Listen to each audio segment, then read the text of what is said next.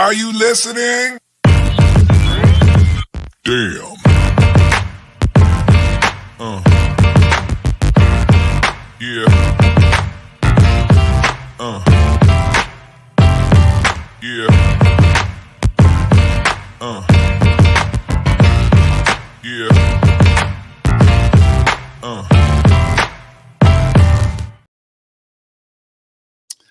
Oh yeah, baby, we back again for another great episode of the Coach Me Coach podcast, episode 55 in the building. We got a great one, a lot of talk in the streets, but today we're talking about Angel Reese, You Can't See Me, and Caitlin Clark.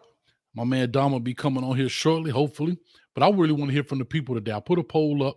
Let me know if you can hear everything. Everything looks good, sounds good, first of all. Look at that, boy. Y'all producer already on it. That's what I'm talking about. There we go, Jim. And I see you in the building. I definitely want you to call in today because I'm opening the phone lines. We normally don't do that on this episode, but we're going to do it today because I do want to hear from the people. But anyway, the whole You Can't See Me deal in the Women's National Championship at the end of the game with a couple of seconds left. I know people have been talking about this. You've heard it from all the way from Shannon Sharp to Wallow and Gilly have brought up things to Good Morning America, to everybody, and so forth and so on. We're going to get into everything.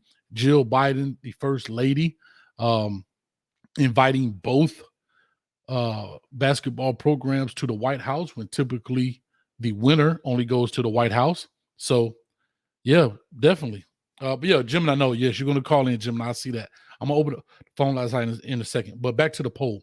I have a poll here at the top in the comment section. Was Angel Reese, right or wrong for her You Can't See Me John Cena gesture? So right now we have 86% says right, 14% says wrong. And that's interesting. I want to hear from a lot of the people that say wrong. That's what I want to hear from today. Simply because it seems that the majority of the world agrees with what Angel Reese did. But there are some, and I hate to use descriptive terms like this and call people, but I think it's some snowflakes out there that are real sensitive. And before I bring Dom in real quick, I see him just popping in. I want to just say this before I do this. This is sport. We all know that. It's all competitive. If you know me, I'm trash talking number uno up in this thing. I think trash talking is part of the game, just like practice is part of the game. Now, are there boundaries? Definitely. Should it be vulgar things? No. If Angel Reese would have shot a middle finger in her face, I would have said Angel Reese was wrong. Angel Reese made a sports-like gesture that's been made across this country. You understand? Just like when they used to slash the throat, well, they took that out because I guess the whole death thing. Now they do what they call it, the giddy dance, when they do something. Gestures are a part of sports, right? I mean, I remember Michael Jordan shooting the game-winning shot. You remember that? He's jumping up. They got a picture of him jumping up. He didn't care who was in front of him. He doesn't care. And that's what it is. Oh, my God. Coach Harris, listen. Right there. I know y'all see this picture right here. And, Coach, I need you to stay online because I'm opening up the phone lines. I want you to call in. Coach Carla Harris is not one of but in my fact, the high school women's ladies basketball coach over at Miami, New Orleans. I don't know how many championships she's won, maybe 35 or 40. I don't know. I know I'm blowing it up, Coach. But I would love to hear your point. Played at the University of Miami, all right? I would love to hear from you as a coach in this aspect. And I would love to hear your thoughts on this. I also would love to hear how you would have handled this as a coach as well with your young ladies in this situation. So I definitely would love to hear from you. I see you in this. I got you. So I appreciate it. For laugh out loud. I don't know if it's 35 or 40. Coach, if I undershot you, I apologize. It might be 45 or 50, but we'll talk about that. Let me go ahead and bring my man Dom in. Let's get some thoughts on this. I personally think she was right in the sense of her gesture. Oh, well, she went and sought her out. Guess what? It's competition. It is what it is. And I'm going to say this to Caitlin Clark's defense. I have not seen, I've been through plenty of interviews in the past 2 days, 3 days. Not one interview where Caitlin Clark complained. Caitlin Clark said that Angel's Reese should not be criticized. She says that, hey, look, she deserves it. She's a great player. She's a fan of hers. And then they even asked her about both teams going to the White House. And Caitlin Clark said, no, we should not go. We didn't win. That's not how it typically goes.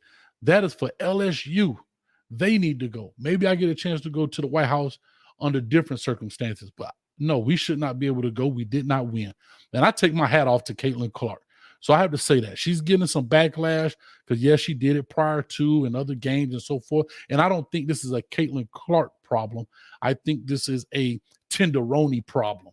I think it's some tenderonis out here that are sensitive, some Ralph Tresvants who are sensitive to sport and gesture. And we'll go back about back and forth and so forth and so on.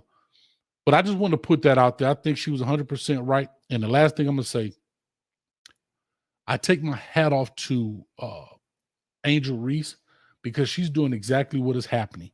Remember, we old heads now. We got the gray beard. We don't understand social media presence like we should. These young millennials and Gen Zs or whatever they call now, I don't know what they call. I'm the Pepsi generation. But they understand the power of social media. She is, quote unquote, building her brand. She's all over social media way prior to this situation. She's building up potentially her NIL packaging deal and everything else. So, people, you must pay attention to that. So that's very important. Let me go ahead and bring in my man Dom here in the building. Real quick, if you like to, you're more than welcome to donate to the program here, Cash App, or PayPal, or even Super Chat, and we'll throw it up on the screen. Dom, what's up with you, baby? Listen, just chilling like a villain, brother. What's going on? I see you. I hop on and you taking all the points that I done tried to write down and everything about Caitlin Clark giving props and everything in the You interview can't today. see me, Dom. You can't see me. Look, You man. can't see me. First off, you out here tenderoni. I ain't heard that since Bobby Brown. Roni, the actual song Roni. You talk about tenderoni. So, listen, A plus. I love that song. So, love the reference. Two quick things before we jump in, man. I haven't heard this enough, so I'm gonna go ahead and say it. Congratulations to the LSU Tigers women's basketball team on winning the national championship. Yes, sir. I have never, and I know people in Miami may feel some way about it, but I look at a guy like LeBron when he won the championship in the bubble. And everybody, may say, first of all, I just have to say this. If LeBron beats your team, you can't talk about how that championship faked. You just hurt. That's just how I look at it. Which was here in Orlando. But even with that and the things people had to say about that and the hate that people, had for that, he still got more props than the LSU women's basketball team because you had to watch that game. I watched that game. And let me tell y'all something. Women's college basketball, y'all got to watch it next year because Caitlin Clark's coming back. Angel Reese is coming back. These Hurricanes down here who made it to the Elite Eight, they got a squad. Yes, that's listen. Right. They got a squad that's coming back. Paige, I cannot. She was the number one player in the nation coming out. She plays for UConn. She had an ACL injury. She's coming back, y'all. Listen, women's college basketball is going to be lit next year, especially you Canes fans. Please be sure to support those ladies because they are building a great program. I love the way they play basketball. And listen, they talk some mess too, so let's just call it. Thank you, Coach Harris. That's just the way it is. But just to jump on this, man, I did watch the interview Caitlin Clark did today that you referenced. It's so, you call them snowflakes, but it's so weird because these are the people who call other people snowflakes and softies Correct. and the stuff. So that's the level of hypocrisy. I ain't trying to get into politics, but I do look at some of their profiles, and see the stuff that they be spewing, and it's like, be consistent in what you mean, because if you're not, and you say all this stuff, and you have a history of saying all this stuff, then some of these thoughts that we have that people hate, it's easy to come up with. For example, the dude from Barstool, he tweeted about, you remember when Patrick Beverly recently Dave did the too small gesture when Patrick Beverly did it to LeBron and everything, and you wanted that screensaver. Look, ain't no different than what happened in that national championship game. I saw Caitlin Clark against South Carolina shoo off somebody. Just shoot off like that. In the middle of the play. That girl was hazed. I don't know if you watched that game. I didn't watch the game. I saw the clip, but I want to be clear, not to cut your point. I personally am making references to Caitlin Clark, not to bash her, because I believe no. One in the same when it comes to trash talking as an Angel Reese. But we're talking about the hypocrisy of blame versus, swag versus classless. We're on the same page. Let me tell you something. I'm not blaming Caitlin Clark, because here's the thing. If you have a problem with trash talk, here's my problem with trash talk. If you can't back up what you say, then you need to shut up. Like if you Hey, listen, I ain't no basketball player, but when I get on the court, somebody gonna get it verbally. They may not get it physically, but they gonna get it verbally. Coach gonna tell them they trash. Listen, here's the thing. Here's how I look at it. I'm a trash talker too. Ask anybody I play fantasy football or fantasy about anything with fantasy. I don't care. I'm talking trash to you. That's just the way it is. And here's the thing, I might lose, but I'm saying if you trash, like the trash man won't even come and take you out, then you can't say nothing. Like, that is what I hate. Like, if you too bad for the dumpster, then shut up. Like, don't say nothing. And so that's just me. But Caitlin Clark, man, she back it up. I'll be honest, I don't like the comparison game. Like, oh my gosh, she's Steph Curry. No, she's not. She Caitlin Clark. She may do some things that Steph Curry does, but she is changing the generation for the women's game. Granted, Steph Curry changed the generation for basketball in general, but for the women's game, I ain't never seen Steph do some of the stuff that she did. Like, she had 30, like every freaking a 40-point triple-double in the final. What are we doing? But and listen, bro, when it comes to fandom, this is what I learned about fandom, especially when I did these breakdowns. I don't care. You could pick any one of those WREs I've done. I don't care, from the number one player in the country to another dude that just went to probably Ohio State, a sorry school like that or something, whatever. I don't care which. See what I mean about talking trash? No, that's okay. That's what I'm saying. If you can't back it up, you're on the same team. Listen, we're on the same team. I'm still talking trash to you, brother. I just want to let you know that. That's cool. Just so know, when your trash program wins another national championship, then call me. When y'all sniff the playoffs, just hit me up. You know where to find me. Oh, I'm gonna hit you up. Hit you up right now. Ain't that hard to find. I ain't hard to find. You want another one? Because you keep. Come on, get it. Show me that trophy room. What have you done for me lately? Well, I got a backhand. Get the backhand. Get the backhand. I'm gonna slap you so hard, you're gonna pull that Christmas tree back out and think it's Christmas in the summer. Hey, so anyway, I'm just saying, let me finish this point. Perfect example. I love it. I love talk because I don't get butt hurt easily. Like, it ain't much you can say to me, because here's what I know. Here's what I know about trash talking. If you throw a rock, coach coming back with a boulder. If you throw the side of a mountain, I'm coming back with a nuclear weapon. Are we going to keep going back and forth? That's just how we have fun. But let me go back to this point, which I forgot because I done slapped you so hard, I think I sprained my wrist. But anyway, back to my point about fandom and what people make comparisons of the players. I don't care which player you pick. In every comment section, he is such and such 2.0. You're right. He's Johnny Manziel 2.0. he's Eddie George. Oh, he reminds me of Eddie George. He does this. So I had to learn that because when I'm breaking the film, I'm looking like, nah, dog, he ain't no Edgerrin James. No. He might have number 5. He may have the same size, but nah, he made one jump cut in a 10-minute highlight like Edgerrin James did, but Edgerrin James did it 65 times on his highlight tape.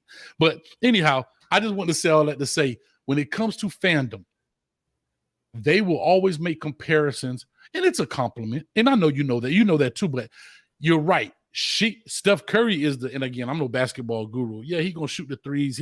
But like you say, that young lady is all up in the paint. She got the handles, the drops off, the assists. I mean, she's a real complete player. She's a competitor. And that's what I think people are missing through this whole argument. Angel Reese is a competitor. Caitlin Clark is a competitor. And I don't think either one of them looked at it beyond the court. No. You understand what I'm saying? Like, I guarantee this. If nobody, let's just say it was no cameras there, 1950 or something, and nobody mentioned it, I guarantee in the post-conference, Angel Reese wouldn't have even said anything. No. And the thing is, I listened to the press conference. I had Angel Reese, she said she may have felt disrespected because of how, Iowa played defense against South Carolina, and they actually played a little bit of that versus LSU. Here was the problem with Iowa. That girl didn't miss a 3.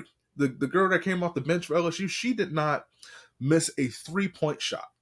And so, but Angel Reese didn't say, Caitlin Clark, she trash. She terrible. She all did. She said she a great player, but we felt disrespected. Like, nobody came out and said she wasn't, because here's the thing. If Angel Reese came out and said Caitlin Clark was trash, I guarantee you we would not be talking about this on the show, because Angel Reese would have been wrong. Because she would have been dead wrong. Like you said, if she flipped her off, if she got all up in her face and there was a physical altercation or something like that, which there has been throughout the tournament, she would have been wrong. Here's another thing. There's been so much trash talk throughout this tournament, the women's tournament more so than the men. There was the layup line when Texas and Louisville, and the girl from Texas who lost was talking. I don't know what she said, but she was talking trash, and I didn't hear that part. I did not hear. First time hearing that one. I'll go back and look. It ain't. I didn't hear it. But she was talking trash to the winner in the layup. Like, this crap been going. I watched the Miami game. Miami was talking trash to Indiana. We from the crib. That's what we do. The girl was waving goodbye at the free throw line. She was waving goodbye at the free throw line. Now, if you want to say don't do that because there's still a lot of game left, that's one thing. But here's the thing. It just is what it is. That's just the competitive nature. When you're in the heat of the moment, I'll be honest. When you're in the heat of the moment and everything, every now and then, you may have to say a little something. You can't guard me. You ain't good enough. You too small. That's just the competitive. That's just the way it is. And the thing is, Richard Sherman said something a long time ago. He said, "You mad, bro?" That. Not only that, but he said, I love talking trash to other people because that lets me know that I'm going to get their best effort. Because if you talk trash, Hayes, you play football for Hampton. What if an offensive lineman came out, said, yeah, that man Hayes too small. You got to talk not, dog. Listen, listen, do y'all understand how much trash talking goes on in sport between coaches, players, referees?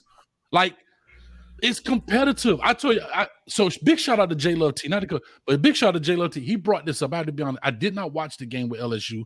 I was doing some other things, had some other stuff going on. So when he said it, I heard what he said, but I didn't understand really what he was saying until after I got off the show and I'm going through social media and the whole thing's popping. I'm like, oh, dog, that's what JT was talking about. J Love T was talking about. Right. But to your point, it's the game. And again, let's go back. This is not a shot at Caitlin Clark, excuse me. She tells the other girl, you down by 15. Shut up. Yeah, you're supposed to. Like, I ain't mad at her. Because you don't belong on this court with us. That's what I'm saying. Why are you talking trash? What was I watching? It was football. It was Duke Johnson. My dog Duke. They were playing up here in the state championship game. And they were kicking the teeth out of whoever they were playing. And somebody said something to Duke. I don't know who it was. I forgot the team. But somebody got in Duke's face. And you could tell he had to have a moment. Do I say what I want to say and get this flag? Mm-hmm. Or do I let it go? So he found the happy medium. You know what he did, Hayes? He got in his face and pointed at the scoreboard. That's it. And here goes my point. And so to my point, here's my point. I believe trash talking is good. And I'm going to be honest with you. High school, the referees even let them go. They don't do it when they start cursing because you're still dealing with minors. You understand? You're still dealing with minors. But do you know that NFL Network, I don't know, maybe the SEC Network, the ACC Network, and I'm speaking on football because that's kind of really my wheelhouse. But those networks have entire shows on clips of just trash talking. The top 100 trash talking things of the whoever the guy was. 100. Blah, blah, blah. So why do you think they mic the players up? They mic them up for what reason? To hear the call? No. Nobody's going to know what red banana Y52X plan is. Nobody knows what that is. That's coded. But they mic them up for those soundbite moments. NFL right? Network too, yeah. Dexter Lawrence. NFL Network. Bro, they do this. Like, this is like as they say, miss me with that foolishness, bro. Like, miss me with the foolishness because it is part of the game. What I don't like, and I've been accused of this. I'll tell y'all a story. I'll go back real quick. I'm up here coaching. We kicking the teeth out of, I call their name, Cypress Creek. We knocking the bejesus out of them. So I have a young man that had never played in 4 years. Okay? 4 years. I know this is the 9th game of the season. Game 10 is a tough one. So I know he probably wouldn't play then. I put him in. I mean, he wasn't good at all now. I put him in the game. The backup quarterback goes to throw him a ball. And the coach from the other side comes across the field and told me I was classless. You know what I told him? I said, I'm like school on Saturday. I don't have no class. But what he missed was why I did it. It's the backup quarterback, a young man that comes to practice every day, has done everything that Coach Hayes has asked him to do, and I wanted to reward him for his efforts, knowing this was his last game in high school ever. Here's the big kicker. We threw an interception. They took it back to the house. At the end of the game, I had to meet with the principal, the ADs, and everything about what I did. And I said, why am I answering to everybody else about what I did with my team? Why am I in a huddle with the opposing team, the opposing AD, the opposing assistant principal, the opposing coach about what I did with my team? Now, if I got to talk to my principal because he's my boss at that point, I have no problem with doing so. That's your team. Bro, they wrote letters. They said I shouldn't be around kids. I'm classless. I did this. You tried to run up the score. The kid's daddy was so excited. He jumps the fence with his cell phone and recording it, and the police almost arrested the dude because they didn't know what he was doing. The guy comes and hugs me. Coach, thank you. This meant everything. So there are some things that we do in coach, because at the end of the day, I'm responsible for the kids that have the logo on that I have on, not the other kids. And I said, if I'm so classless, then tell that kid who got that interception and took it to the house not to put it on his highlight tape. Mm. Don't put it on your highlight tape. And did they have their starters in? Yes. Listen. I'm sorry. I say all that to say Sometimes there are things that happen in sport that people don't understand, and they're quick to call you classless. I call it competitiveness because I said this in my other show. People who know me know this. If Coach Hayes is down, you better whoop me and whoop me good. I mean, you better whoop me good. Because like the Phoenix, I'm going to rise from the ashes. And when I come back, I'm going to give it to you. I'm not, listen, and no, what they say is better ask for, beg for forgiveness instead of permission. I'm finna give it. I don't think that is a competitive thing. I just think that is a coach caring for his players. Right, but here's the thing. They think I'm running up the score. Bro, it's a hitch. Here's the thing. You see it all the time in college athletics. Specifically, we're on basketball, right? College basketball. I root for North Carolina basketball. They put their walk-ons in. That's okay. That's okay. Listen, y'all had a better season on both fronts. But it's Figgins. This was against James Madison or something, but they put the walk-ons in. The score is 97 to like 75. So in Carolina, if you get to 100, you get free biscuits from Bojangles. So what happened?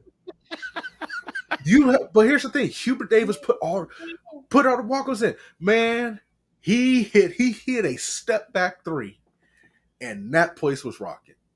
What's the first thing I see on Twitter? They're classless. Why are they shooting threes? Man, get out of here, man. A trash program Hubert Davis runs, allowing them to score when the game's at hand. But listen, if I'm Hubert Davis, I'm telling them, if you don't hit a three, listen, we can be at 97, but don't let it be because you did not, try. Utilize the opportunity that you were given. And it's so crazy, like this crap all the time. I don't know if you remember this. It was when Les Miles was at LSU. You want something that would have pissed me off as a competitor, but was the biggest flex, and I love it to this day. LSU was up 52-3 on Mississippi State. And with, I think, 9 minutes, you know what LSU started doing? If you guys don't believe me, go look it up on the internet. You know what Les Miles started doing, Hayes? Not to run up the score and embarrass Mississippi State. He started taking knees. They started kneeling. And I'm like, what? Like, but here's the thing. Mississippi State couldn't stop it. So, I see somebody died on here. Yeah. Hey, big T.Y., man. T2Y, you threw me off, bro. Do me a favor. The phone lines are open. I need y'all to go ahead and call in. Coach Harris, if you're still up on the live, please call in. I do want to hear your point of view. I'm sorry to cut you off. It threw me off, man. But good. I do want to say this. I do want to say this. The poll right now is 89% to 11%. Let me see here. I have 77-78 on the line coming to you here in 1 second. I don't know. I guess that is, if you guys don't know who Golden Blue Dude is, big West Virginia fan, talks a lot about the ACC, talks a lot about the Big 12, just talks about a lot of football, relatively new to the YouTube space. But, I've had a conversation or two with him, big, cool dude. But if that's the case, man, my condolences, bro. It threw me off. You just threw me off with that G2Y. You got to text me that next time, man. You messed me up, brother. But anyway, let me get to 77-78. Hopefully this is Coach. Let me see here. I would love to hear this. All right, 77-78. You are live. Talk to us. Hey, this is Coach Carla. What's going on? Coach Carla, man. Y'all got to clap it up for Coach Carla in the building. Let's go, baby. All right, Coach. All right, y'all cancel the applause. Here we go. I got to get to this. What's your thoughts? Talk to us. And tell us real quick, you're the head coach at Miami Norland Senior High School women's basketball team, right? Yes, I am. All right. So 50, you got 50 state championships? 50? First of all, I want to say I was in the building. I was in Dallas, and it was an amazing atmosphere to be in for women's basketball. I love the whole dialogue is putting women's basketball on the forefront, and I'm really excited about that part. Second of all, as a competitor, I talk major crap. From the crib. I told her, man, I told you can't guard me. Your coach must want you to foul out tonight if they make you guard me. Like, I talk major crap in your face. So any competitor, just like Caitlin said, she ain't had no problem with it because she did it too. So if you're a real competitor, that don't bother you. And even when they say she chased her, you cannot start a fight and tell somebody how to fight. You started it. You initiated it. You pulled the gloves off. You can't tell me how to put my gloves on and go about my way of fighting. You know, it wasn't nothing physical, but hey, if I want to do a little extra taunting, you can't tell me. And Caitlin understood, so I love her sportsmanship. She had nothing negative to say about Reese. I love it. And then lastly, I want to say it's sad that it took the light from basketball and started to go into a negative connotation of the racial realm, to where we started to see where it wasn't about basketball anymore. It was started to be about black and white. It started saying that, you know, when they do it, you know, it's okay, but when we do it, it's a problem. And so then we go back with that divide. And I love how Caitlin and even her coach, both, like, they really wasn't wanting to be a part of that or separated. They really stood up for it and said, hey, it's a part of the game. Let's keep moving. You know, so it was sad to see those people out there tweeting those negative, calling her an effing idiot. And no, that right there. And I love to see our black men stepping up for that queen and telling them, you leave her alone. Shaq said, leave that woman alone. That's right. Let her be her. And shout out to Angel Reese for being that unapologetically herself. Be yourself. That's right. Coach, let me ask you this. And since you bring this up, and this is what I feel is important. I always said this in life, and I guess it's just part of the social construct. We always spend so much time on the negative people that we take away from the positive, right? And so I say that to say, you have people, Dave Portnoy from Barstools, who called her a classless piece of S. Then you have the Keith Olbermann, who comes out and call her an effing idiot. And then here's where my biggest point is. Keith Olbermann come back and apologize, but it's a part-way apology. Oh, I apologize. I'm not up on these sports, blah, blah, blah, blah, blah. But yet, and this is where the hypocrisy comes in, because he's also not a sports person, but he's a political commentator. I apologize. I'm not up on the such and such and such, but yet you're giving your point of view, and you're giving a harsh point of view. Right. And then my point is, if somebody did that in the political realm, as a commentator, he would eat that alive. And my point to this whole deal is people are worried about what's right, and these kind of people are worried about right now. They're just worried about right now. They don't care about the apology. The effing idiot got the clicks. The classless piece of S got the clicks. Right. And that's now, where the problem is. If it was Stephen F. that had called Caitlin a piece of shit, an idiot, effing idiot, where would his job be right now? And so you bring up part two of what I was going to ask you. That's the point, right? So the point is, now you have to apologize. We literally saw Whoopi Goldberg apologize for using the word gypped. She apologized in the same show. They didn't even get off the air yet. And I have to be honest, Coach, I don't know if you followed that show or not. We've used the word, man, I got gypped out my money. And I never equated the word gypped with gypsies. I didn't even know how to spell the doggone thing until then. Right. That's what we grew up saying. They gypped me. Yeah, I didn't even know it was a negative. I just did them. And here's the funny part, Coach. Apologize in the same show. But this is what kills me about the apology.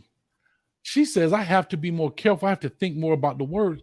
But you can't think differently if you don't know differently. Like, you understand what I'm saying? Right. Like, now that she knows, okay. But these halfway apologies, these guys get suffice as apologies. And that's where my problem lies. Nobody's going to ban bar stools. Nobody. This dude hasn't. You call somebody a human being, a classless piece of ish. She didn't pull her pants down and moon the girl or did something vulgar or nasty. She didn't flick her off. She didn't flick her off. She didn't do, that to me, that right there is where that's the main hypocrisy I think people have with it's okay when they do it, and then if we do it, it's not okay. Because if we look at all of the people in the past, and I know I got callers hanging on the back, but hold tight. I got the great coach Carla Harris on here, so y'all got to wait. But anyway, y'all don't understand. Y'all don't like people do understand, but they don't want to admit that piece. Right. And that's you can't overlook that, because that is really the root and foundation of it all. I really, and no negative, I don't mean this in a negative way, but it was almost like the great white hope come save the day, and all of a sudden they didn't win, and it's like, how dare them not? How dare they win? You know what I mean? Like, it was totally split into a black and white issue, which it should not have ever been. It should have just been great athletes competing, and someone won and someone lost, and that's how it is. I totally agree. Dom, anything you like to ask, Coach? Coach, when does it get too much? Because trash talk is a part of the game. I've always felt that when you start to hurt your team, for example, if they're calling technicals, or, in football, you are, getting flags tossed because you've crossed that line. How do you address that as a coach to say, hey, be yourself, but you have to put the team first? You can't be out here talking and they tell you to stop, and it ends up, biting the team in the behind. So as a coach, where's that balance? And how do you kind of, teach that to your players? Well, one of the things you do is that you generally don't, how could you say, target during the game. And you rarely see it where somebody jumps in somebody's face. You didn't see Angel do that during the game. That was at the closing of the game that she kind of did that finger pointing to the ring and things like that. During the game, it's going to be a real undercover, real subtle things that will happen. So it really doesn't get out of hand. Oh, and I wanted to let you know to that comment about the Texas game. I believe it was the Texas game, right? When they Texas were at Louisville, and they were going. What happened allegedly? The young lady had been calling her a B during the game, and it was almost like, "Don't call me a B again." It was like that. So she confronted her, handshaking at the end of the game. So they were, some negative words were exchanged. That's what I'm saying. Like, you don't see that. You don't know about that during the game. All the things that are being said to each other, just like on the football field. Like, you guys say things to each other on the football field that nobody knows about until they mic one of you guys up. And it's like, whoa, did they say that? So it's like that. But when it begins to be too much, when you start making it personal, when you start taunting them in their face, that's when it's a problem. That's when it's a problem. So the long as they handle themselves well, they did a great job. And when I call her CC, but when Caitlin Clark, she knows the game, she handled it, she understood what she dished out, and she was prepared to take it. Yeah. Last question, quick question. Do you agree that was a BS technical on Clark, though? No, let me tell you what happened. I mean, as an official in a national championship game, borderline, you could not have called it, right? But under the rules, the guidelines, it was a properly given check. They had been warned. They're throwing the ball, stopping the fast break, and they have been warned, do not touch the ball. That's a delay of game. I've seen it. I mean, I'm in a playoff game one time, and the guy called a check. We're in a playoff regional final. He called a check on my girl for not getting in bounds fast enough. That was the first time I ever heard that. I'm like, in a regional final, you call it, but it happens. So she actually did do it.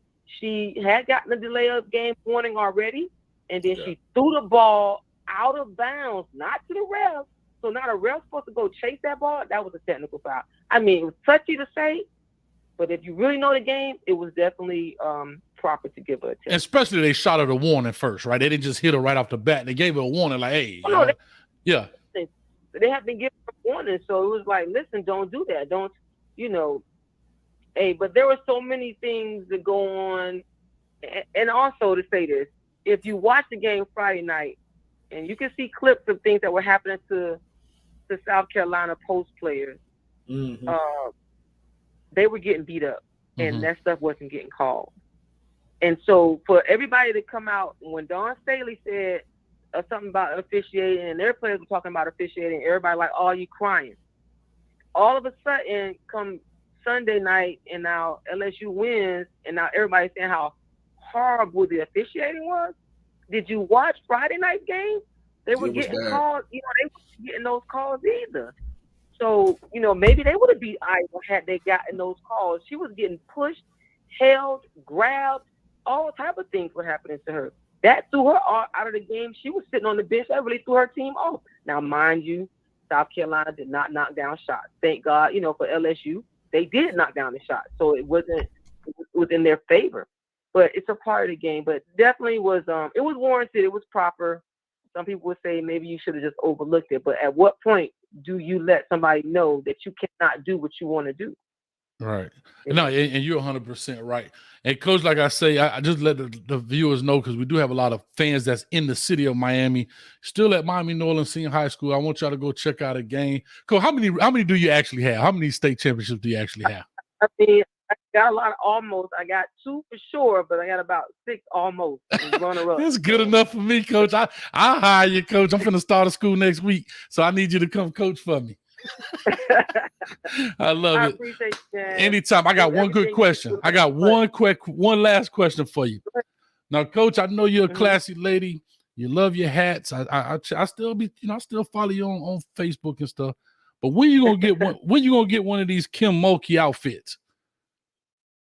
The coach for LSU. Man, let me tell you something. I don't think I could ever do the Ric Flair. I don't think Coach be making a statement. And at one point, I had to tell myself, stop watching her coach and watch the game. Because her antics on the sideline, she was like the sixth man on the court. She was good 2 feet, 3 feet on the court during the game. She's an amazing coach. Nothing but respect for her on her coaching. Now, let me say this. I wish she would stand up for her players, though. I haven't heard her make a statement yet about anybody saying those negative things about her players. So I Coach, would say that. I was going to let you go. You brought it up. One of the very first Gemini actually is on here. He brought that up earlier back with the Brittany Griner situation. And I did find one interview. That she did. I forget. I think it was Al Roker. What is that? Good Morning America, I believe. And they brought it up and they asked her about it. And she said, first of all, she didn't know what was going on. She said, not really into social media.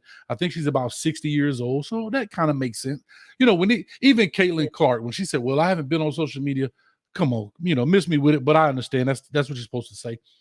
But she said, what happened? She said, I didn't know what that face thing meant. And I could, that's plausible, right? Like, 60-year-old lady, I didn't even know what it meant because I don't watch wrestling. And so she said, once she figured out what happened, she said, listen, Angel knows how to handle social media, but when I have to step in, I will. Now, I think that interview was today. But no, she wasn't very direct about standing up for her players. And I know the whole Brittany Griner situation back then and so forth. But yeah, you're 100% right, man. But Coach, I appreciate you. Where that Coach Forbes at, man? Yeah, he's still there right by my side. That's awesome, man. Well, tell him I said what's up, Coach. I thank you so much. I really appreciate you. And, thank you for stopping in. Yeah, many blessings, many blessings. You too. Go Vikes, baby. Let's go, man. We got a state championship. All these Vikes up here, man. Let me tell you something. We're going to make it happen. All right. We got a lot more people coming in. I'm coming to 7537. We open up the phone lines. Now, I couldn't give Coach Carla Harris the timer, but I got to give you guys the timer. So because we got quite a few people on the line. So I'm going to give you 2 minutes. Get it in. Once you hear this, that means wrap it up. If you don't, I'm going to have to crash your plane and move on because we got quite a few people on the line. I'm going to 7537 coming to you. Call or talk to us. What's your thoughts on the You Can't See Me? What's up, Coach? What's going on? Talk to me. Is this Gemini? Yeah, it is Gemini. You sure you want to go with me first or you want me in the back of the line? You got 2 minutes. You could always call back in, but go and get your first 2 minutes in. Let's start it. All right. Well, first of all, that was in the highlights. If anybody paid attention to it, leading up to the game, that was in the featured highlights. So, of course, it was going to come back and bite them, regardless of the fact of the matter. It was in the highlights. Mm-hmm. The whole team did it. Not just her, even though she's the star, but they did turn it into the Great White Hope. The guy from Barstool has lost 2 sponsorships because of the situation and their big sponsorships. Mm-hmm. The coach does not ever speak up for her players. She used them while she had them, and then after that, she kicked them to the curb. She has never spoken up for her players. Mm. That's why we really didn't want her here. The senator talked to the board to get her here, Mm. but LSU did. A, a lot of the alumni did not want her here. She's from Louisiana, right? She's from Louisiana, the state. Married into, but that's neither here nor there.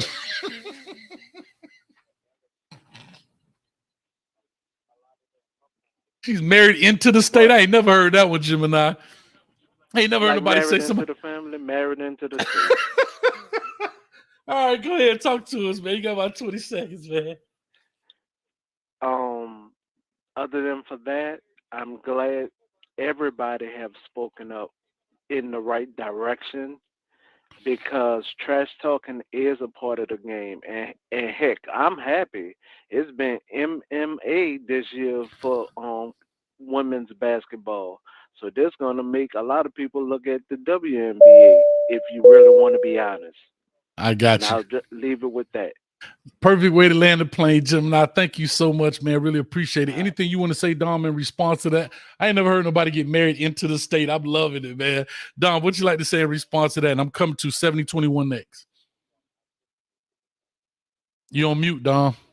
You on mute, Dom. Using that on my next podcast. That is the best thing I've ever heard. So married into the state. I love that. But agree wholeheartedly with everything you said. Obviously not from Louisiana, but the rumors about Volpe is true. And you brought up the Brittany Griner thing. So listen, gotta know who you're playing for. That's what Coach Hayes, you always say, ignore that family stuff. Hey, I'm trying to tell you, man. Well, I appreciate it, Gemini. Thank you so much. I'm going to right. 7021 right now. All right, real quick before I do that, Miami Canes 83 said, even though LSU won the game, Caitlin still scored 30 points and Reese scored 15. So the trash talking was good. Yeah, I mean, hey, man, I'm loving it. Let me go to right here, 7021. Let me wake this dude up. I already know what this is. All right, say your piece, brother. Say your piece. What's up, Coach? I logged out of the NCAA women's playoffs when the best women's basketball team got eliminated, the University of Alabama, in the first round.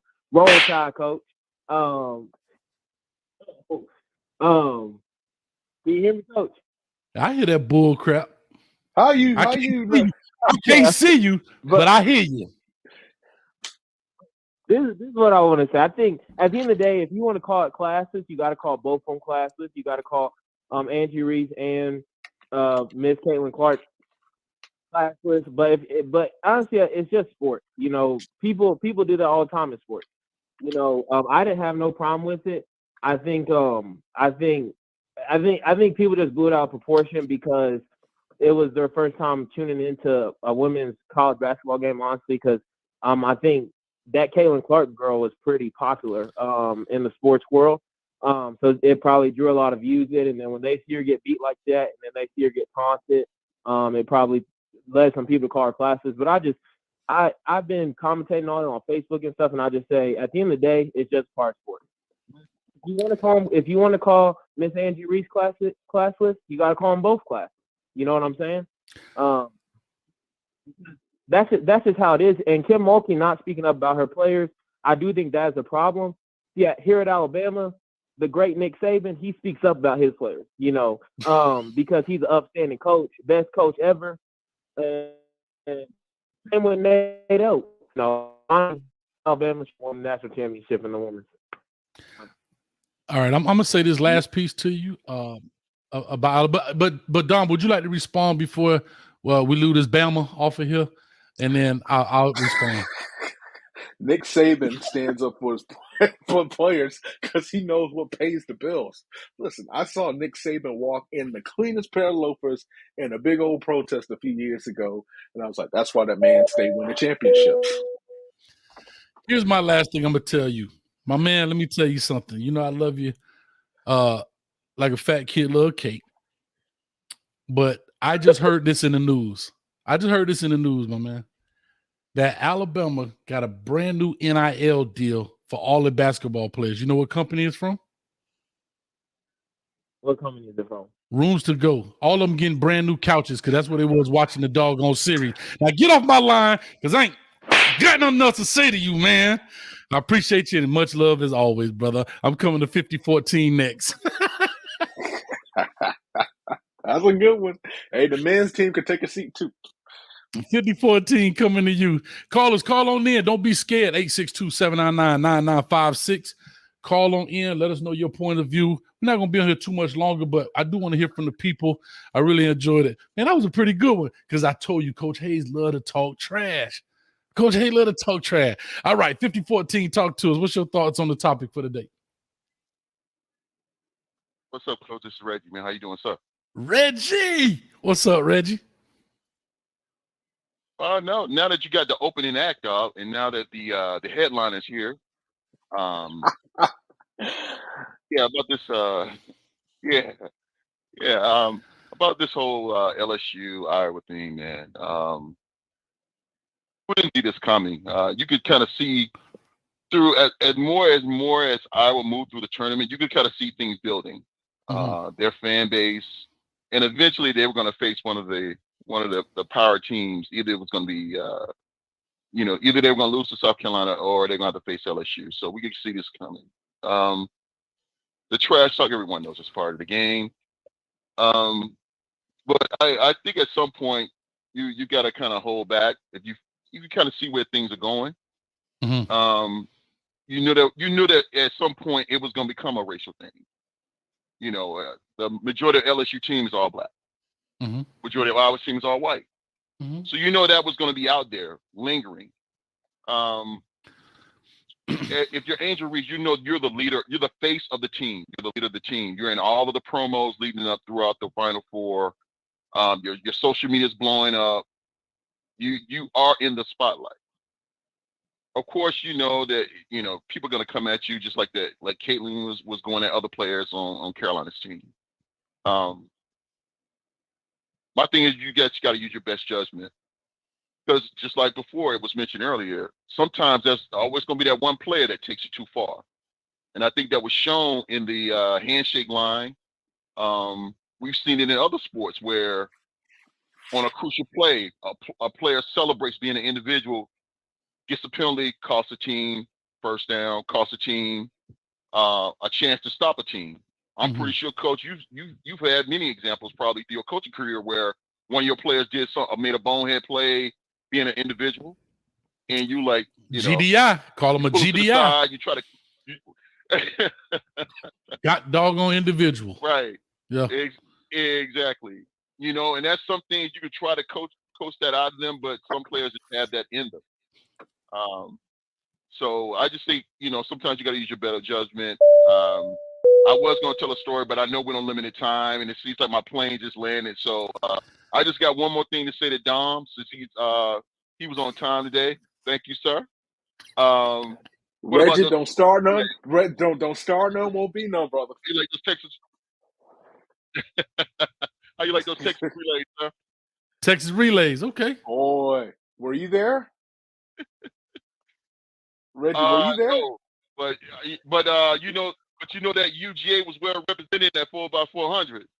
Listen, UGA has a nice squad with Godwin, with Matthew Bowen. If you're a track fan, you need to look out for the Bulldogs because they coming.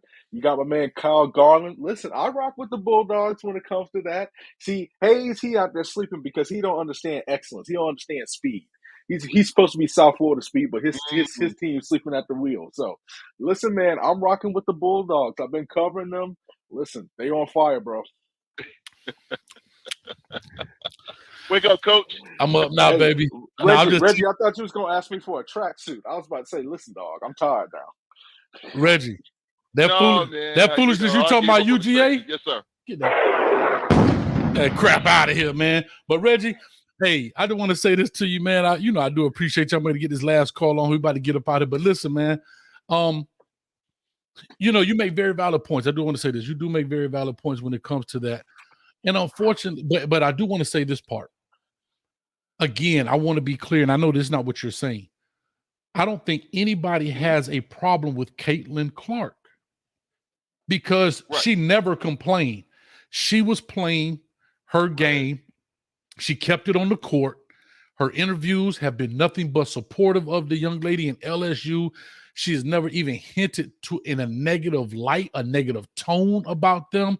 She never complained about referee. I mean, she has shown she put on teach tape of what sportsmanship is like. We talking trash on this court, and it is what it is, right? So the people who we are really seeing attention from are the outsiders, are the people who technically are emotionally invested, right? Emotionally invested in these teams. Let's look at the state of Iowa, just the state of Iowa versus the state of Louisiana when it comes to the racial component, right? There's a difference. You have people who's backing LSU, like Shaq, who went there, like NBA Youngboy, like it's a cultural difference than Iowa. You got Lil Wayne, Angel Reese on FaceTime with Lil Wayne. So it's a different feel. So, and as I looked at Dave Portnoy, the guy's Twitter feed, that's the guy from Barstools, the CEO, I believe, or the owner of Barstools, whatever his title is. He's rooting for Iowa. You can see it through his timeline, and then it did not end the way he wanted. So therefore, emotions got involved, and he called the young lady a classless piece of S. And he never apologized. And that's what's so right. And that's what's so bad about this, Coach. Because sports, just like music, is supposed to bring people together. Right. You know, you're supposed to be able to compete and shake hands at the end, you know, when it's all over and go about your business.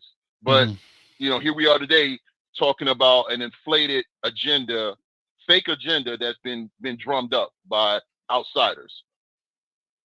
And it puts the athletes in an awkward position because now they have to answer. They're the one that the microphone gets put in their face. Somebody's looking for a soundbite. I got you. Yeah. Now you're right. Listen, your plane crashed again. Get out of here, Reggie. I love you, man. I got a couple of people on the line. Thank you, brother, as always. My opinion, football talk. I don't know who he is. Maybe he's on the line right now calling up, and I've been past my 2 minutes. Let me get this in, man, but I appreciate you, Reggie. Coming to 6053 next. Y'all go ahead, brothers. Thanks, man. You know, Coach like to talk that trash, so I keep going. 6053, you on live right now. Talk to us. Coach Hayes. What's up? This Courtney Joe? Yeah, Google man, yeah. Courtney Joe, aka Google man. And I can also remember everything I done heard. So okay.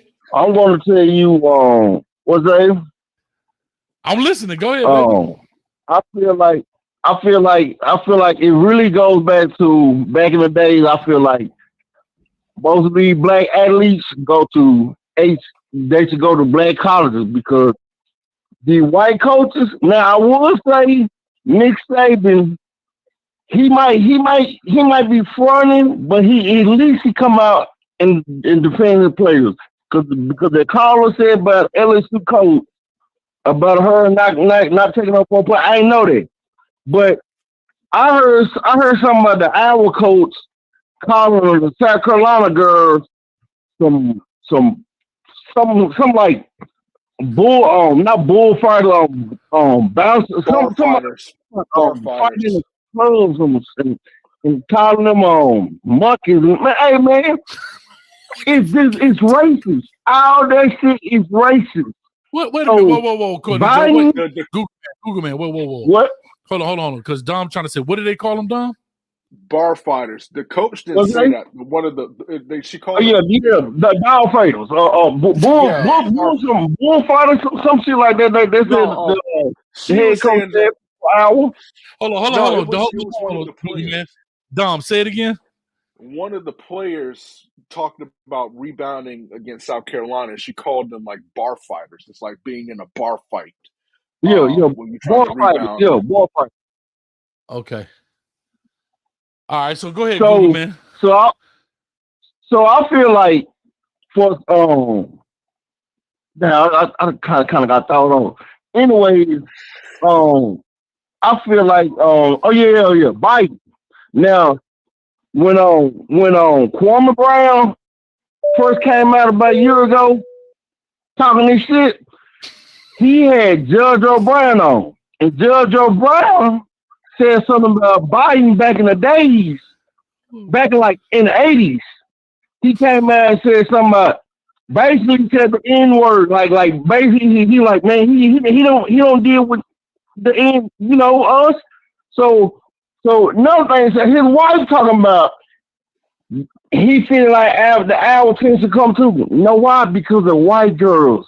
It's white privilege. It's all races. Man, that's what it is. We need to call it what it is. The black athletes. Hey man, that's how I feel about it. I'm going to shoot you straight. You shot me all the way straight. Races. You shot me all the way straight. Listen, I appreciate it. I got to get this up because we got to do an hour. We at the hour mark. Google man, I need you to stop being a stranger, and I need you to go ahead. Listen, Sundays at 6:30, Can't Talk Live. Tuesdays at 8 o'clock, Coach Be Coach podcast. And now we open up prime time talk on Thursdays at 8 o'clock. Don't be a stranger. Get it right. Get on the schedule, Google man. Matter of fact, Google me. Yeah. Google man. Let's get it. Yeah. All right, baby. Appreciate you, man. Coming to 11:44 next. All right, now. Yes, sir. Go get him out of here. Boom. Let's get it. 11:44 coming to you, baby. All right. I hope this is my opinion football talk. You said calling in. Hopefully this is you. I'm not sure. So 11:44, you are live on the line. What up, Coach? This is brother Africa. Brother, all right, let's be quick with this. Brother Africa, okay. You remember, we live in a racist society. Okay. Now, the sports transcend the culture of the society.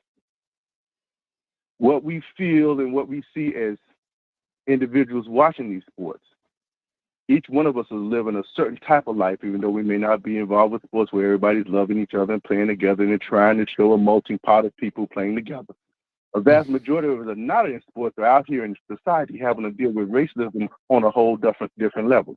So we see one hint of racism, even in a sport where everybody's supposed to be holding hands and singing Kumbaya, it flares all of us, it triggers all of us who are dealing with racism on another level outside of sports.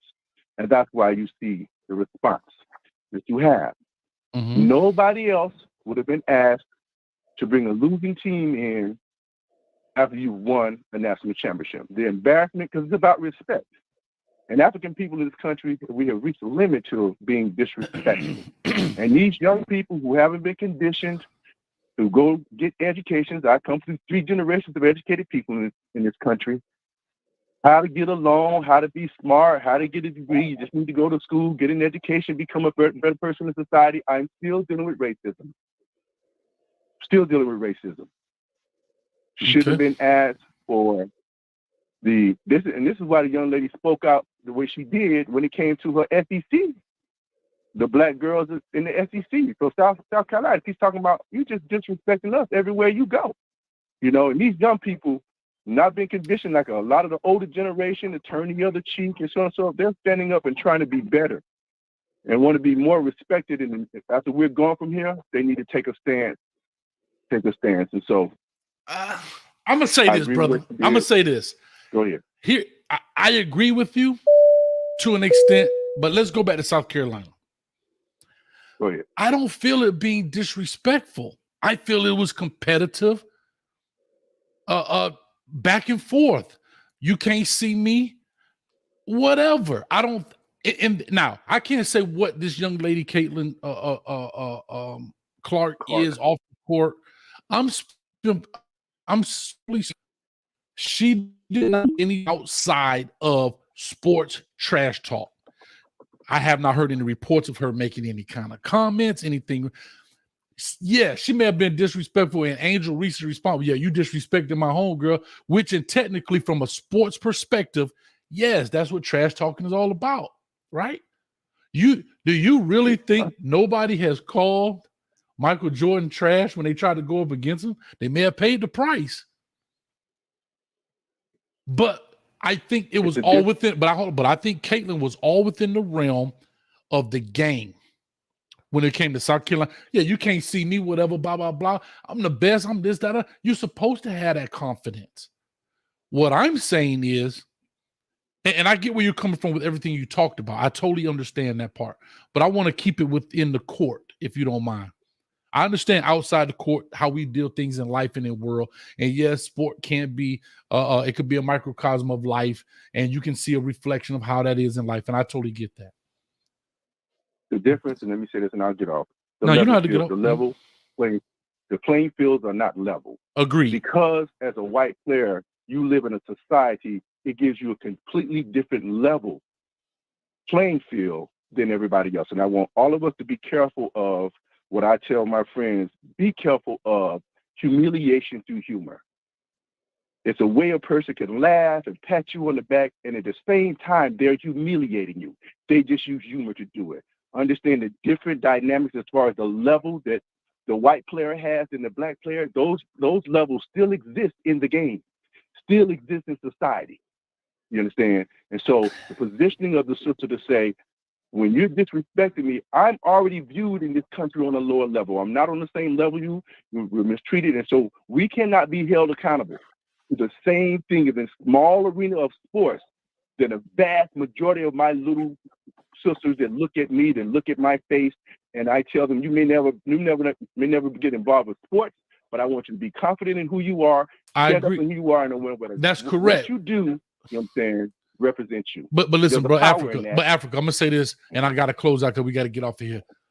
I agree with that, but I want to be clear. That's not a Caitlin Clark issue. That is a media narrative issue, because not one time did Angel Reese accuse Caitlin Clark of any of that. She said, y'all been doing it to me for years. And when she said y'all, she's speaking of the media. And I have to say this, one thing I like about Angel Reese, she's bringing femininity to the game. She's got the lashes. She's got the little edges. You know, everybody goes do their job how they want to do it. But my point is, I want to make sure that what you're saying has validity to it, but it's not targeted to Caitlin Clark for what happened. I think what has happened is a byproduct of the media and the foolishness, the byproduct of a Barstools dude that says that, or the byproduct of a Keith Olbermann says those things. You have to remember, and even the bar fight, I don't think that's racially motivated. If you go into, listen, if you down there and you banging with some big bodies, it's like being in a bar fight. Like, bro, I don't think that's racially motivated. Yeah, it was more of an ode to respect. It was ode to respect, saying like, them some tough women down up in there, man. It's like being, now she would have said it felt like fighting 10 monkeys. Then wait a minute now. But she didn't say that. She said it's like being in a bar fight. And listen, if you've ever been in competitive sports and you match up with a dude that's stronger than you, you know it. When that dude grab you and you like, wait a minute, I ain't never been grabbed like this before. Right? Mm-hmm. It's almost like saying, man, that dude got some old man strength. I don't think that. So I want to be clear. Africa, I hear your points. But I want to be clear that what you're talking about, I don't think comes out of the Iowa camp, and it did not come out. Now, I'm not saying they don't have those views or they do have those views. That's not what I'm asking. What I'm saying is that the reason we are talking about this today is because outside people put a spotlight on it and they voiced their opinion about foolishness, and it became, it was hypocrisy. It's okay when Caitlin did it. They used her. She was talking trash. They didn't say anything. When Reese talked trash, now they say something. But that is not a Caitlin Clark's fault. That is not her fault. You don't think the things that Caitlin Clark was doing were disrespectful? Waving off, I'm not coming out there to stick you. Those things. It's supposed to be. It's sport. It's supposed to be. Like, go ahead, homeboy, shoot it. Let me ask you ever played a one-on-one pickup game and your boy go out there, he out there by the 3-point line? Man, go ahead. You ain't going to make it. Right. So Ben Simmons. Hey, Ben But it's Simmons. supposed to be. It wasn't, but it It's it may have supposed to be been disrespectful. It may have been, but in the moment, it was sport related. What I'm trying to say is get in your head. exactly, but it had nothing to do in my mind. I don't think Caitlyn Jenner saying, "Look at this black girl bring the ball up." Forget her. No, she's saying, "Nah, you ain't gonna make it. Whatever. I'm a double team the best player or whatever." You understand? Like I think we're over. Sometimes you can overanalyze this, and I want to be clear about that. Like I want to be clear that because I think Caitlyn, my mind I always want to say Jenner, but Caitlyn Clark, Caitlyn Clark is a competitor, is an athlete. Yeah, she was being disrespectful. Now, if Caitlyn Clark would have came out and said she jumped in my face and played the victim, then you would be 1,000% right on Caitlyn Clark. But she never came to play the victim. She never pulled out her violin and say, "Woe is me." Never did that until this point. That's my that's my point. Yeah, I'm gonna go ahead because I got to get up out of here. Go ahead. The coach for South Carolina, what's her name? Dawn Staley.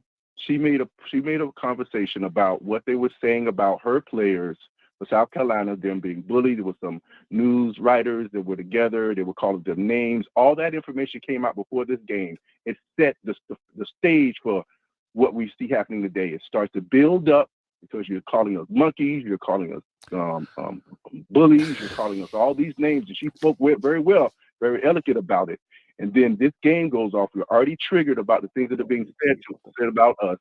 And when you amongst your people, white people, calling us all these names, and that type of racism, it triggers what I think you see a lot of people responding to the situation with the two young ladies in the final game. All right, go ahead, Don. Don want to respond. All right. So just stay.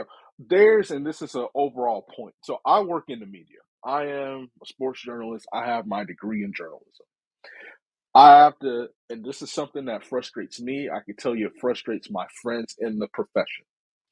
There is a difference between a journalist and a reporter and a personality, a media personality.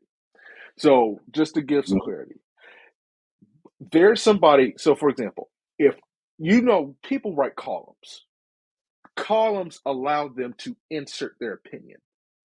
I can tell you that if I were to present a column to my journalism professors, they would have kicked me out of school because it is not based on the facts. Now, can journalists take something and listen? There have been times I'm trying to write a feature story on this angle.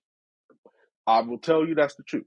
They can take something and they can ask specific questions that centers around a topic and it angles it that way. So to what you were saying, the argument was, can Dawn Staley, it's this old argument in football, physicality versus speed. Because Dawn Staley, if you watch South Carolina play, they are bullies. They are physical, they are tough. And so the question was, can that relay, to a style against an Iowa who's more that run and gun. Now, to Coach Hayes' points and to your point, we got to call it what it is. There are some people who their job is listen, I need you to get this amount of stuff, this amount of likes, because there's a financial incentives for, like say, if we can get, we get 5,000-10,000 page views, but they tie a salary to that. So what do you have? You may have a headline that is misleading from the actual story. Here's the truth of the matter. If you see a headline can make it or break it. It can make me want to read or it can turn me away. And people take a headline and then they twist it. This is the dangers of social media because what Dawn Staley was saying was not necessarily to the Iowa players, because look at Iowa compared to South Carolina. It's like when they were talking about years ago when Oklahoma was playing Alabama, the small, speedy Big 12 versus the big old boys, the country boys from Alabama. What would happen? Could it be? So the Iowa player was just saying, listen, these girls tough. you have to bring your A game. You know, football, you say you got to bring your lunch pail. But the problem is, and after to your point, if there's a narrative already out, then anything that's said as a compliment can get attached to it and it could be spread. Because here's the thing, what Caitlin Clark did go watch LeBron James guarding Ben Simmons last year. LeBron was so far out of Ben Simmons at the 3-point line. LeBron James was almost guilty of getting a 3-second call, daring him to shoot. They did it. They just did it to Russell Westbrook. So Caitlin Clark, pretty much, that's just the nature. You know, what's the one thing, and then I'm going to be off. What's the one thing that we always say? Man, he or she got that dog in them. They got the Mamba. You know, everybody loves Kobe nowadays. And stuff like that. So in the heat of the moment, man, it's not necessarily what is going on. It's just how somebody chooses to portray it. Here's the thing about Twitter that I hate. You can tweet out your opinion, and 2 million people can agree with you, and all of a sudden your opinion is the law. Is the law. That makes you right. But it's an opinion. And I think that is that's being caught up. And what we are failing, and then I promise I'll be off, what the failure of everything that we're talking about is she's classless. So here's the true definition. You can still be a great sport and still be expressive. Those two things. If Angel Reese went into the line and just rough, and if she did, okay, so if Angel Reese, if they're doing the handshake line and she did the ring me thing to her Caitlin Clark's face, that's one thing.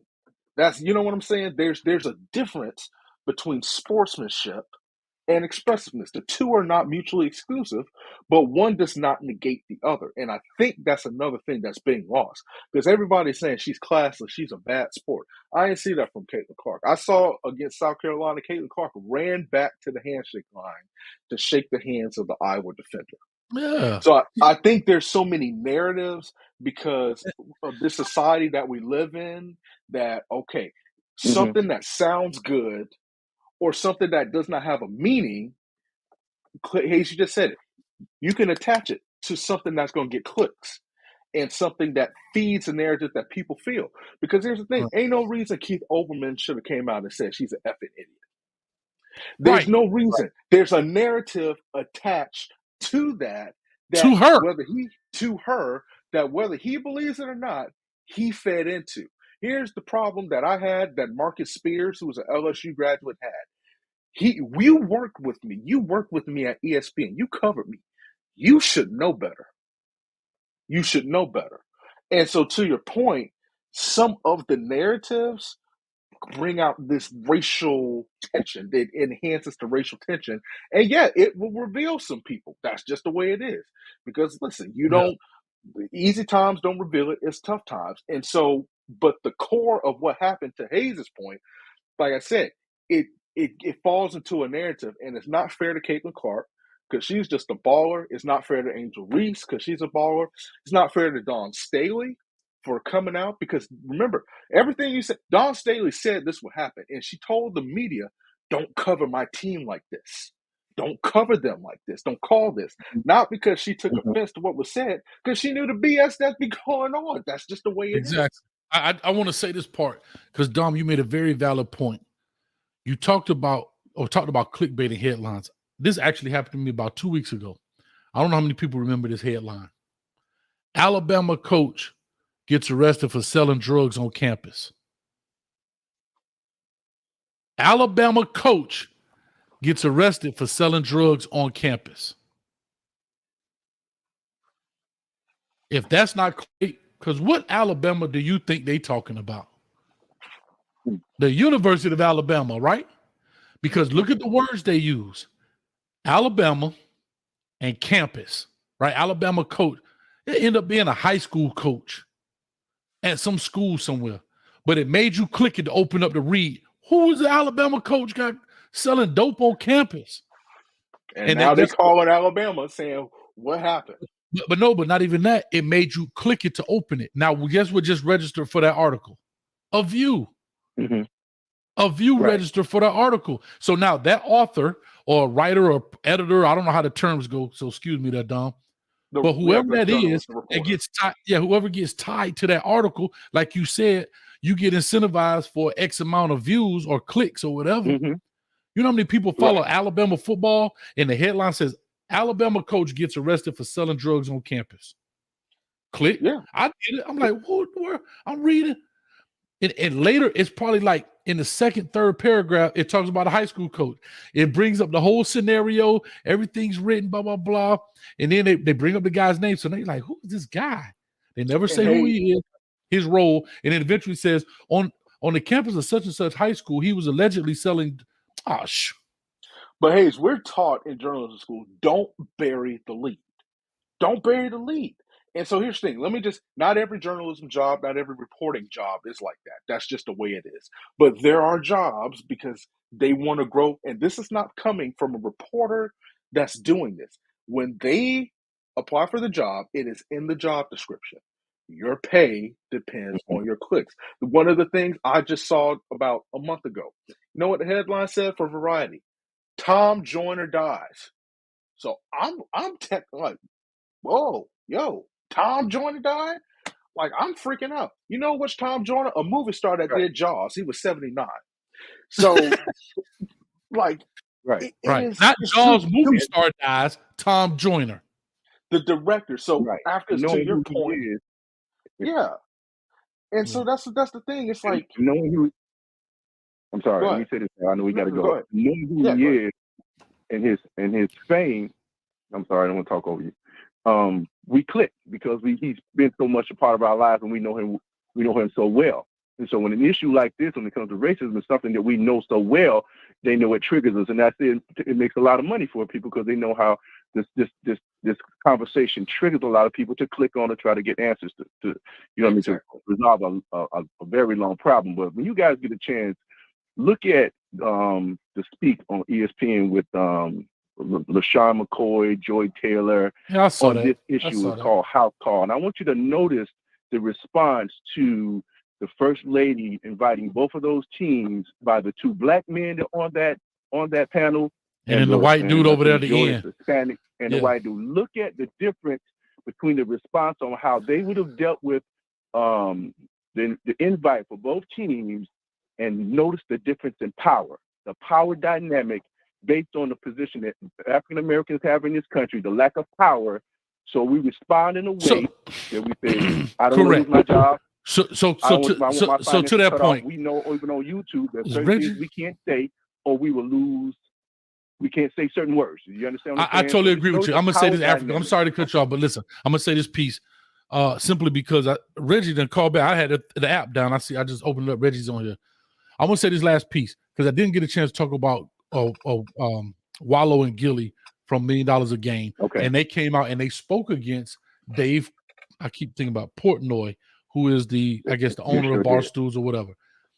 And they made it clear this is a partnership, blah, blah, blah. But again, you have to look at, can they speak against the establishment? Right? Can they speak against the establishment? Now, I don't know what $1 Million a Game and Barstool's agreement is, but most people work for institutions, meaning ESPN, Fox Sports, whatever.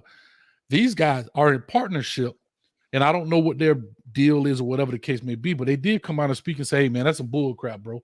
You understand what I'm saying? Now here's the real thing. Let's find out what happens later down the line. Because whether we know this or not, here's the difference. It's $1 million worth of game, but a lot of people don't get tools. A lot of people don't know. See, it's not like Stephen A. Smith. We know Stephen A. Smith is under ESPN. We know Shannon Sharp and those guys are under Fox or FS1 or whatever. Barstools kind of stands on his own, but in partnership with. So we're going to find out how that relationship works here in a second. But, man, I got to run. I got Reggie. He got a blue ring, so I got to let him back in. Anytime, brother, man. Anytime. All right, man. All right. Care, brother. All right, we're going to make Reggie, you the last caller tonight. I don't know how you got back in. I thought I closed the phone line, man, but this dude like the plague. Boy, I ejected out of the plane. I ejected out of the plane before it crashed last time. I'm a survivor.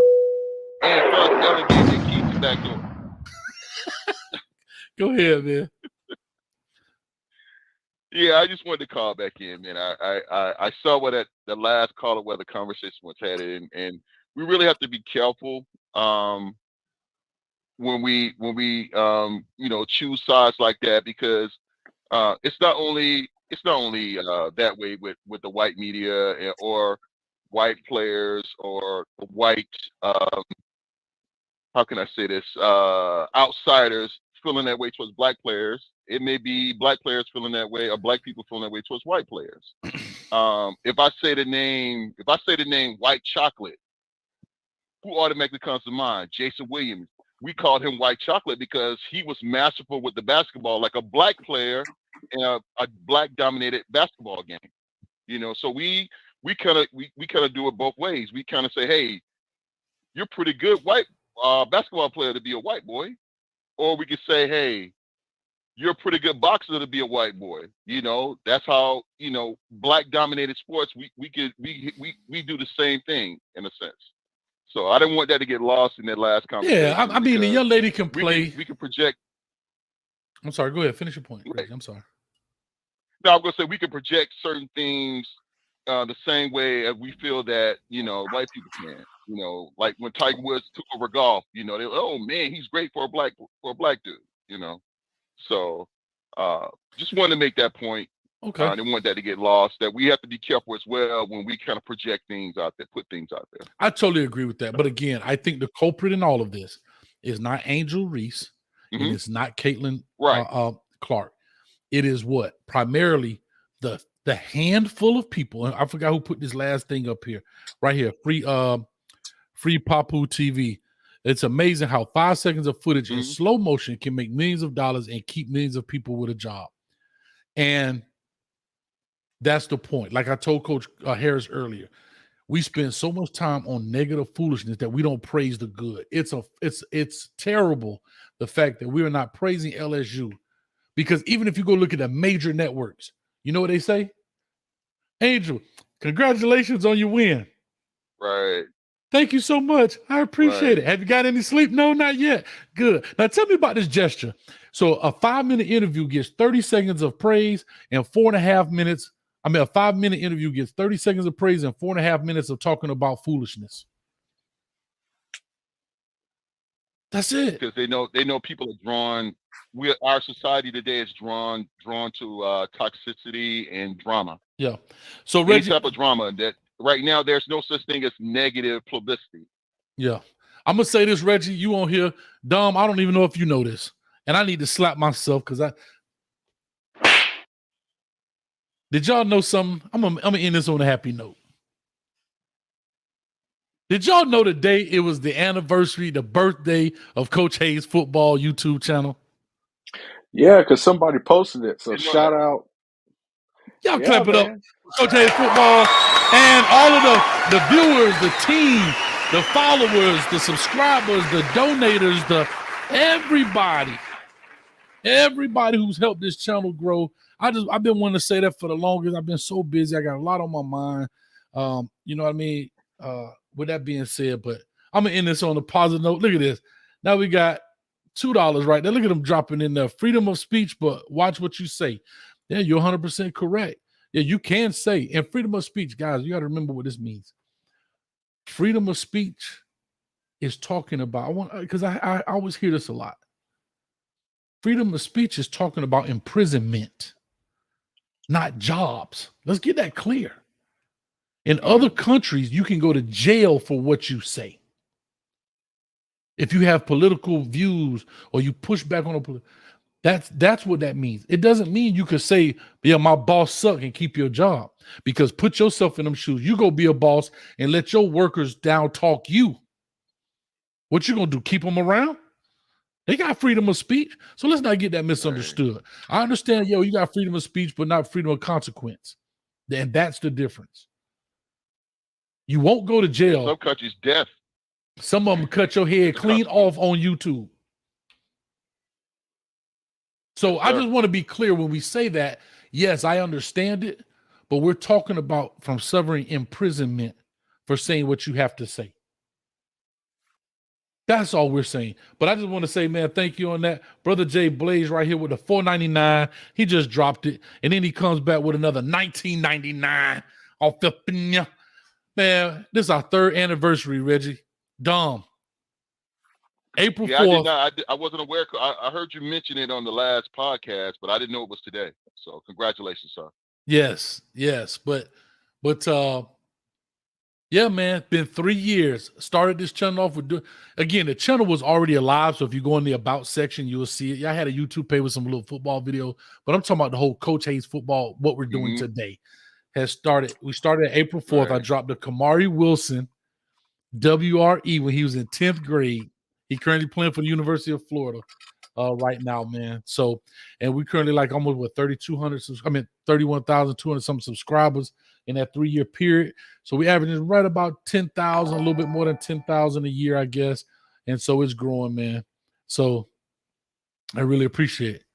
Yeah, Coach, you should your next show, Coach, you should let people call in and tell their stories, how they found your channel, and why they decide to stick around, and I may do that tomorrow. Appreciation for you. I may do that tomorrow, man. You know what? Yeah. Let's celebrate. Yeah, let's do it. You know what? Let's do it tomorrow. Let them show your appreciation, man. Give you your flowers. I appreciate that, man. Let's do it tomorrow, man. You know what? I had a lot going on today, and I really wanted to do something. I usually try to do something for the anniversary, but I want to do that today. But Reggie, man, thank you so much. I appreciate it. Oh, here we go.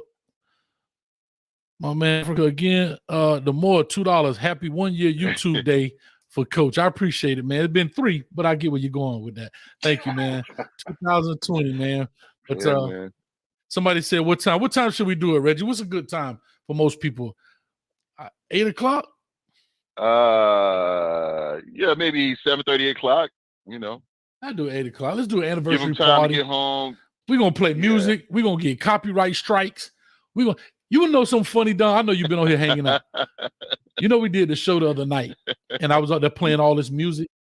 You got a strike? Do you? Oh, I got a bunch of them. Let me see. The late night show. Remember the ones it said Midnight Madness. I jumped on real late, and we were playing Night Shift and all that stuff. Do you know? You got a copyright strike? Oh, I get them all the time when you play music and stuff. That's what I say when I do those breakdowns of the games. The what is the things called? I do, man. Come on, Don. Talk to you, boy. And not the WREs, but the other ones are the college games. The you know what? Come on, Reggie. You got a blue wrench, Reggie. Get it tightening up something. Man, the Coach Hayes breakdown. The good, bad, and ugly. The film breakdown. The good, bad, and ugly. Good, bad, and ugly. Yeah. Like, oh, okay. So when I do the good, bad, and ugly, I get copyright strike from the ACC network because that's their footage. Wow. So I don't get any. We don't get anything. We don't get any money from that. We don't get any money from any of those shows. Maybe the super chats only. But when they do the copyright strike, all of the money that it generates, which is not a lot, it goes to the ACC network. Right. Wow. Because I'm using their footage. Yeah, I'm wondering. You have channels that do like music reviews and play the songs all the way through. So I'm wondering, why they don't get copyright written, or they probably do. Like you have channels out there that do. So but my thing is that's their primary channel. That's all they do all the time is review videos, like music, stuff. So, but they probably you have to remember some of them they probably start off small, and then now at like No Life Shack, for example. No Life Shack is that's who actually started this show. Watching his channel at the very beginning, he probably didn't make any money, but as he got bigger, he can now clear those songs with the record labels. Because he brings notoriety to the song. So now he can get clearance from MCA Records or whatever when he's getting ready to do it. But when he first started off, he probably wasn't making anything. That's why if you look at a lot of these reaction channels, they die off quickly because they're working so hard and they're not getting anything from it. He grew so fast, he probably, I'm only assuming, he probably now gets clearance through the artists or through the record labels in order to do it, and therefore he generates money that way. But I guarantee you, he first started, he probably was getting them left and right. Now I know some of the channels they have a disclaimer in the that don't mean nothing. In the the title, to say, hey, this is not for such purpose, it's for this and that. So I don't know if that was like the piece that allows them to use it, or No, whatever? that's just something. Listen, somebody thought somewhere that was going to work, and the sad part about Right. YouTube is, like, I can actually go in the back end of YouTube and I can copyright a bunch of people's tapes, because if I put a tape out first, then, like, say for example, I put a WRE out and I use that huddle footage, and let's say Reggie comes out a week later and use that huddle footage, I could actually copyright Reggie, give him a strike. Because you used it. Okay, I used it first. I don't do that, but I could do that. But because, and then whatever money you would have made off that tape will come to me. The messed up part about YouTube is all I can do is put in there a dispute, and then, like, you put a dispute in, Reggie, and I go back and be like, nah, decline. Right. YouTube does not get also, involved. I've heard that YouTube is. Yeah, I heard YouTube has also gotten real gangster. They've kind of locked things down really tight now. So yeah, but they separate themselves. You can't call YouTube on the phone and talk to anybody. There's nobody to talk to. Oh wow. No, you don't. There's no customer doing things now. Yeah, I've been on here 3 years. I've never talked to a YouTube person. If you have a problem, you better YouTube it to figure out how to YouTube it. That's all I'm gonna say. But listen, Dom, I'm gonna let you. If we're gonna get up out of here, Reggie. But like I say, man, we're gonna have a lot of fun. I'm gonna do that tomorrow, man. We're gonna have a party, man. But I said all that to say about the songs. Cool. Out of all those songs I played, remember 5 minutes of fun, all of those got copyright. Guess the one song didn't get copyright. Tell me. Which one? Night Shift, the one we play all the time. Because listen, they probably don't like the Commodore, so it don't get nice. But here's the funny thing, right? They have YouTube pirates out there now. So what they do on YouTube pirating is, how you play the music in the background of songs or whatever? Right. They will take that, upload it to their channel, and then come back and copyright your video. Sounds about right. So say if I'm playing in the background, ding, ding, ding, ding, ding, ding, ding. I'm playing that in my song. I licensed it. I did all of that stuff. I licensed it. I did all of that. Like, I go to Envato or whatever and pay for the music. They will take that same song, play it on their channel, and of course the copyright is gonna come up because it's like Shazam almost. It recognizes. That's how it works. And it'll come up, Coach Hayes using that song, and they'll put a copyright strike on me. I go and dispute it and be like, who are you? I paid for this. I licensed this. What are you talking about? And they decline it. YouTube is not going to get involved. And now they'll make all the money. Bro, wow. Caleb Williams, check this out. Caleb Williams graduated in what year? 2000. I did his tape in 2020. 2020, Dom. I just got a copyright strike for Caleb Williams 3 weeks ago. 2020? For a video you did years ago. From the background music. That's crazy. Wow. Oh, yeah, background music on there. Oh, yeah. Wow. Yeah. That's weird. But anyway, you need to go bully somebody else. Yeah. More again with the $5. Came to the show late fee, $5 pay the bill. Coach, I appreciate it, man. Thank you so much. Hey, listen, brother. Yeah, we got to get out of here, man. Reggie, go crash your plane, man. Get up on the line, man. But listen, I gotta say before I get off, happy anniversary, brother. It's been a pleasure doing Coach Me Coach. Hopefully everybody is taking time out of listen, ain't nothing on TV on Tuesday, so you might as well hop on YouTube and everything and watch us hash it. Or not even on YouTube. You can watch it on YouTube. But definitely make sure you subscribe, hit that notification bell, hit that like button so that you are aware of when it is dropping tomorrow night, 8:00. Yeah, I'm gonna drop it tomorrow night, 8:00. It's gonna be another Coach Me Coach, whatever, have fun episode. But Ellen brought up a good point. Ellen produced said, "Why you stop streaming on your website?" So at one time I was watching on Ellen. It was costing $50 every 30 minutes for the bandwidth. So you think about this. So you know how church services stream their live stream on their website or whatever? Yeah. You know how they do that? Yeah, now that YouTube came about, they embed YouTube on their website because it's cheaper now, right? But if I did it myself, like this show tonight, an hour and 30 minutes, let's just say it was 2 hours, that right there would cost me $200 just in bandwidth, depending on how many people. So at this card, about 100 people, I think it goes from 0 to 50 is like $20. And then whatever. So however many people it is, the more bandwidth is pulling, the more it's going to cost you per 30 minutes, per hour.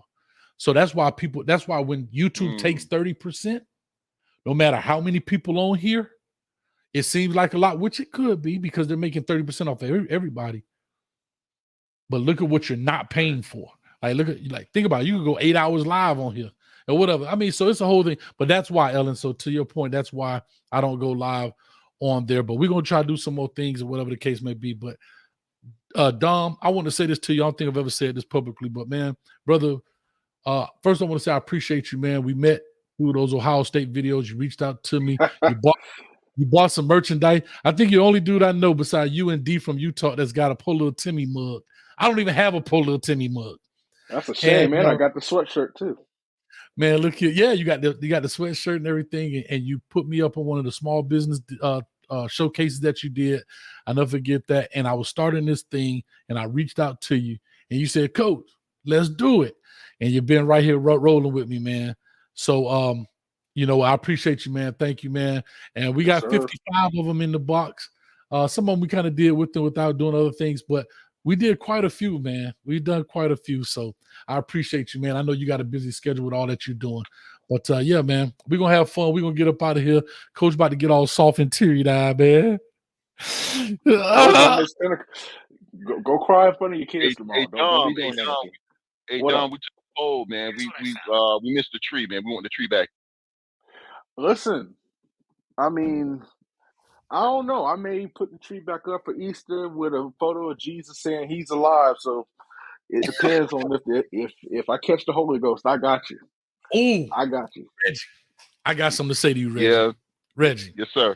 Do you remember? You remember when I did that apology video to Deion Sanders? Yes, sir. You remember you called in? Right. I can't remember what the conversation was about, but I do remember I called in. You called in. I want you to go to the 1 hour mark of that video. It's the picture of me with my head down and Deion kind of clapping and says Deion was right. A caller put in there. I said in the show, and you were on the phone. A caller said on the show, Coach Hayes, at the 1 hour and whatever mark, it's in the comments. You said 3 months ago that coaches were going to be doing this. And I said Deion Sanders was going to be changing the way coaches operate. They're going to get camera crews and everything else. Well, guess what? You're starting to see coaches doing it, including Nick Saban. You're starting to see them film everything. Then I told y'all that's going to be the new, and that video was done on, and I just said on December 24th, mark my words. And now it is April 4th. And you're starting to see these coaches with they're not extravagant yet as Deion, but they got the little crews following them around, the little day-to-day activities. I'm telling you, bro. So anyway, we're going to get up out of here. I want you to go check that out, and we're going to chop it up about that tomorrow. We're going to have a good time. We're just going to kick back, relax, and sip some cane juice and enjoy. But again, the more with another $5. Just so you know, some choppiness in the sound and voice today. Great show. Oh, I wonder why. Sounds good on my end, but I appreciate it. Thanks for the $5 and thank you for telling me that. But we out of here, man. Any other words anybody like to say? No, sir. Listen, I love I'm some chicken grease.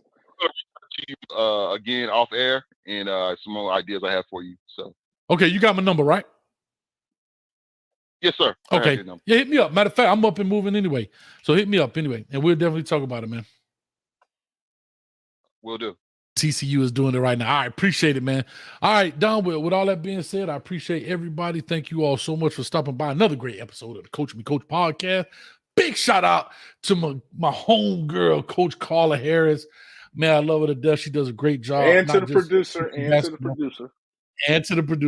But she does a great job, not just coaching ball, but again, making young ladies great women, the Ebony Sadlers, the Tanya McKinney's. Like, I remember all those, man, you talking about some girls that could play some ball. Whoo, they was tough, man. So for all those back in the New Orleans days that know, and the previous days, man, big shout out to them. Also, big shout out to Ellen, the producer. She never missed a show.